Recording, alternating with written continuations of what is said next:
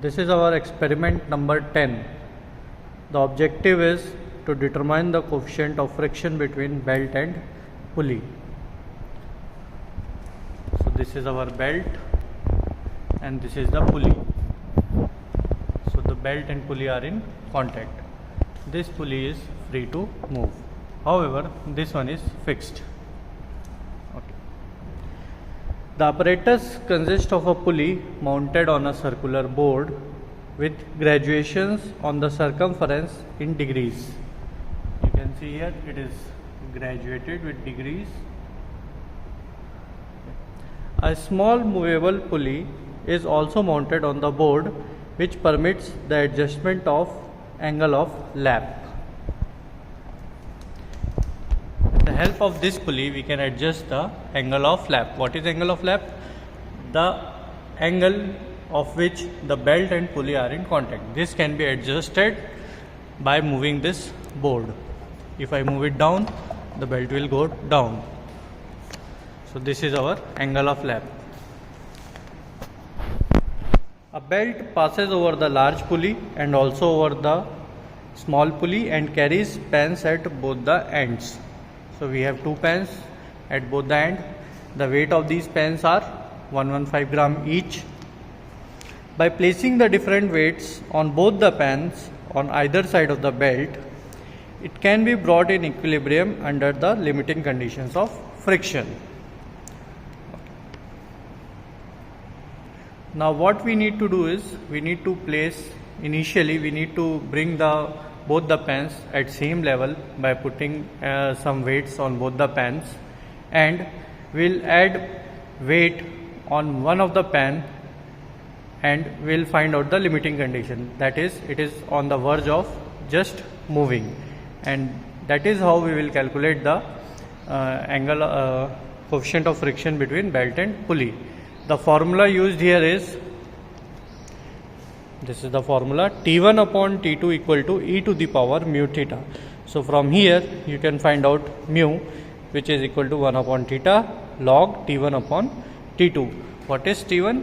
T1 is the tension on the tighter side of the belt, and T2 is tension on the slack side of the belt. So obviously in the pan where the more weight is placed will be the tighter one, so that will be T1, and on the other pan where we will put less weight, it will be T2. Now we will see how to perform this experiment, and we will see two readings. First of all, we need to find out the circumference of our pulley.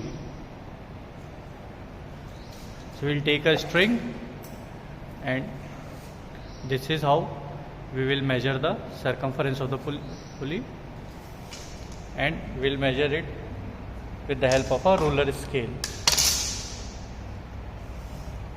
67. So it comes out to be 67 centimeter. Okay.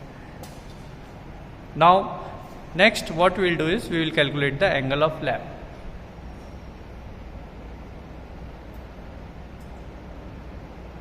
So this is our angle of lap.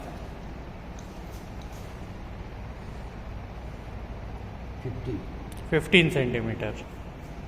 Using circumference of the pulley and the length of the arc, we can obtain the angle of lap using the procedure given in our lab manual. Now let's see our first reading.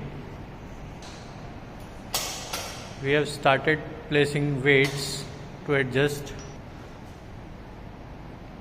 So both the pans are at equal level, and initially we have put 200 grams on each of the pan. Now we will add up the weight on the right pan to find out the limiting condition.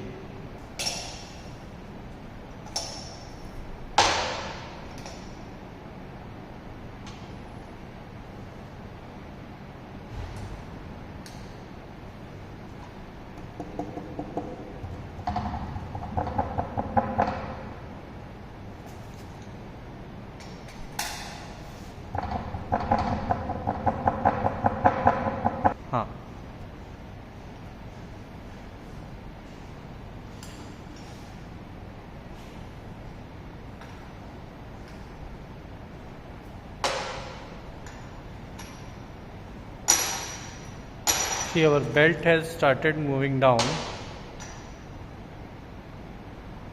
So this will be our first reading. It is 1000 grams plus 115 grams of pan weight. Let's take second reading. For the second reading, we'll remove all the weights. Okay, and we will change the angle of flap.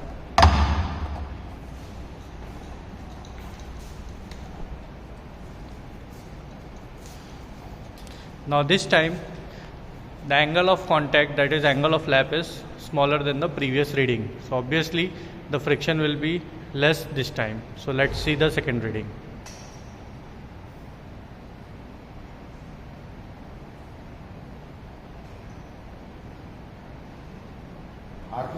Change हो गया Okay. So this is our second reading, which comes out to be 800 grams plus 115 gram, and we also need to calculate the changed angle of flap. So this is our experiment number 10. The calculations can be done as per given in your lab manual. So T1 and T2 will be nothing but the weights that we put on the pans. Angle of flap we have already calculated.